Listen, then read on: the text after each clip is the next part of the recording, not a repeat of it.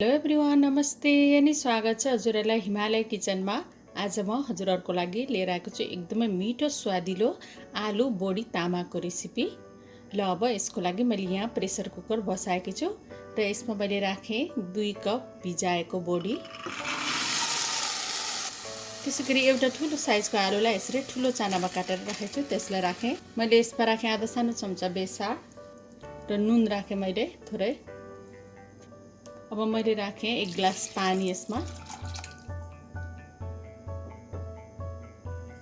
थोरै तेल राखेँ माथिबाट। अब चलाइदेऊ।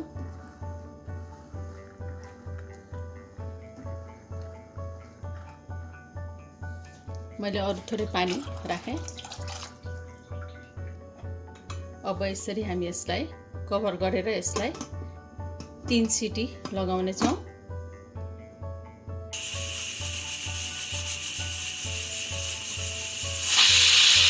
ल अब यसमा 3 सिटी लागिसकेको छ। म यसलाई केही बेरको लागि यतिकै छोड्छु यहाँ, यसको प्रेसर चाहिँ सबै बाहिर जाओस् भनेर।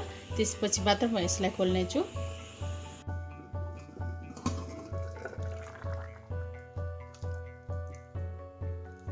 ल अब यो ठिक्क पाकेको छ। अब म यसलाई बलमा सार्छु र यसलाई सेलाउन दिन्छु केही बेर।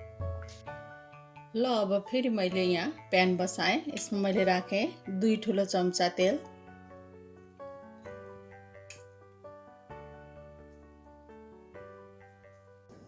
ल अब तेल तातिसकेको छ। यसमा मैले पुरा आधा सानो चम्चा जिरा, 2टा सुकेको रातो खुर्सानी, केही करी पत्ताहरू, एउटा मिडियम साइजको प्याज,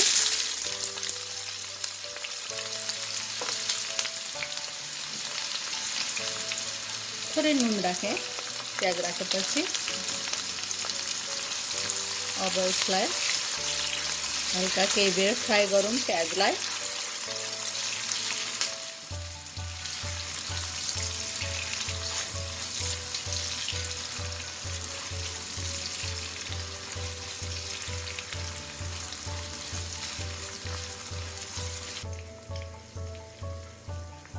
प्याज यतिको भएपछि मैले यसमा राखेँ 1 सानो चम्चा लसुन अदुवाको पेस्ट। त्यसैगरी राखेँ आधा सानो चम्चा बेसार, 1 सानो चम्चा काश्मिरी रातो खुर्सानीको धुलो। अब यसलाई चलाइदेऊ।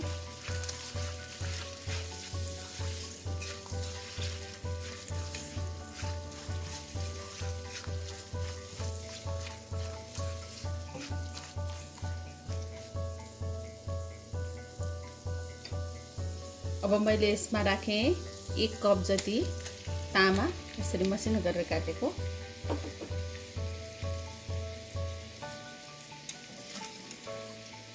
नुन राखेँ तामा राखेर फेरि। अब यसलाई चलाइदिउँ र अब यसलाई चलाउँदै चलाउँदै तामालाई केही बेर फ्राई गर्नुपर्छ।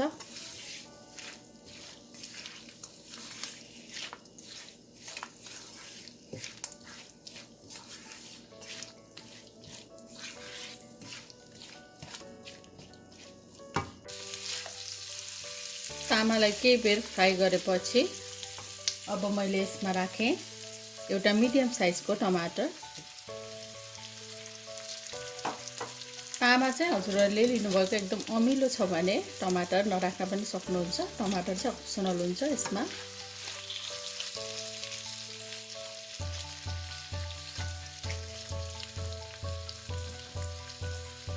थोरै पानी राखेँ मैले।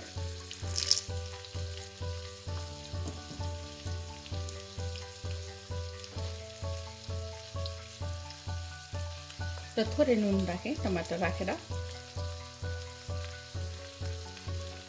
अब यसलाई छोपेर टमाटर गलुन्जेलसम्म पकाउनु पर्छ।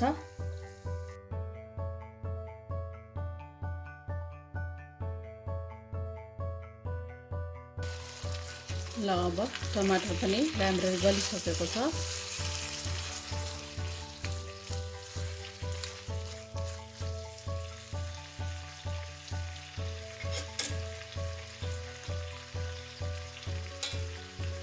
अब मैले यसमा राखेँ 1 सानो चम्चा जिरा र धनियाको पाउडर। मैले 1 सानो चम्चा जति कागतीलाई पनि यहाँ निचरे, किनभने यो तामा मैले लिएको चाहिँ अलिकति धेरै अमिलो छैन, त्यही भएर। अब मिक्स गरिदिउँ।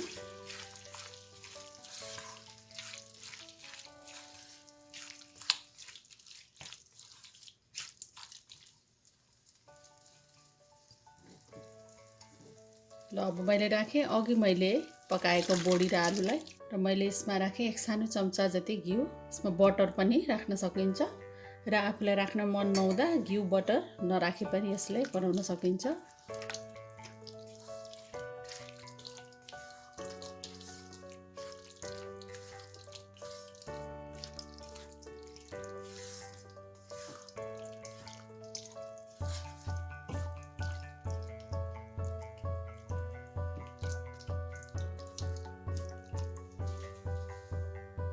मैले यसमा राखेँ 2 कप जति पानी।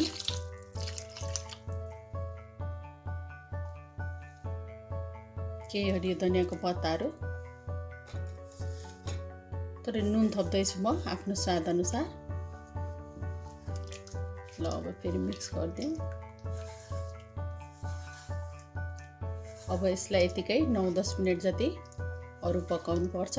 सबै कुराहरू पाकिसकेको भएकोले धेरै बेर चाहिँ यसलाई पकाउनु पर्दैन।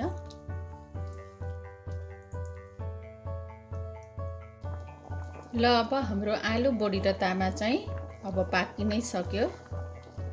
अब मैले यसमा माथिबाट राखेँ केही कसुरी मेथी,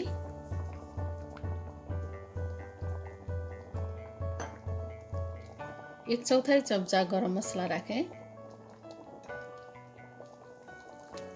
र यसमा राखेँ बाँकी रहेको हरियो धनियाको पात। अब यसलाई चलाइदिउँ।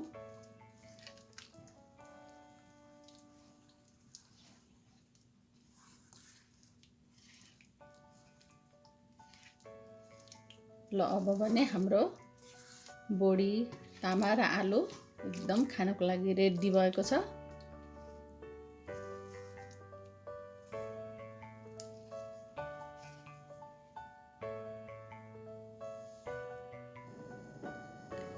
एकदमै मिठो आलु बोडी तामा चाहिँ अब बनेर खानको लागि रेडी भएको छ।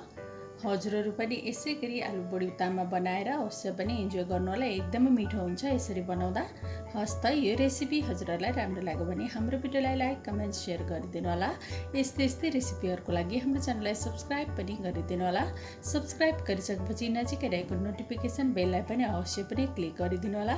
फेरि पनि यस्तै मिठो परिकारको रेसिपी लिएर आउने रहेछु। हाम्रो भिडियो हेरिदिनु भएकोमा हजुरहरूलाई धेरै धेरै धन्यवाद।